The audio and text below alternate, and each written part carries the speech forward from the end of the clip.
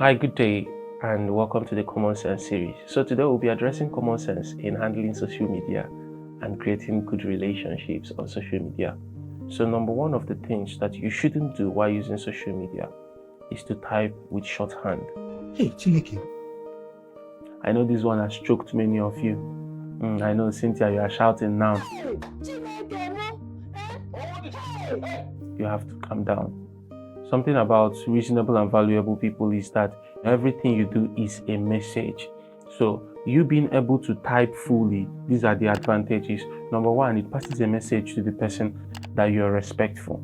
Number two, it passes a message that you pay attention to details. Number three, it's going to help you because some of you build this thing into your subconscious state that even in exam halls, you write them in shorthand. Some of you, even in business proposals, you write in shorthand.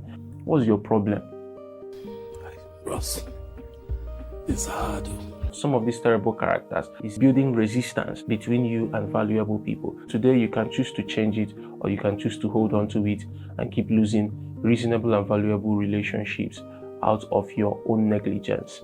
Number two, do not go to social media to beg people who you've not built a relationship with for money or for any assistance.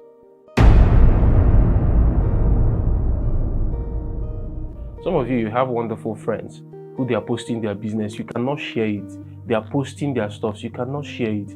They are doing something you do not support. It's only when you see them dressing well and they upload a picture in a good scenery or in a good environment or in a wonderful ambience, and then you all of a sudden just budge out of your crevice and you come to beg them for money because you feel that they are doing well. Nobody wants a parasite around them. Everybody wants somebody who has come to establish a relationship that is on the premise of symbiosis, which is mutualism. I give you something, you give me something, and we're all giving ourselves something because that is the best way to go up. Number three, you're in an organizational group chat or institutional group chat or any group chat of any kind, ranging from Facebook, Telegram, or the most common one, which is the WhatsApp group chat. And then your leader designates a responsibility or makes a post about a gathering or a thing that he wants you people to execute. And then you have your 1001 reasons for why you should not do that thing or why you will not be able to make it. Please, I beg you in the name of God. Cynthia, Emeka, I am begging you. Your leader side should tell you this. Please stop posting your excuses or the reasons why you cannot be able to meet up with that responsibility on the group chat. Stop it because you're discouraging other people who are on the group chat. This is common sense. You should know this by now because you are not an idiot. You are discouraging people on that group chat and you are disrespecting whoever made that post. I know you are fearless. I know you have a lot to say. I know you are eloquent.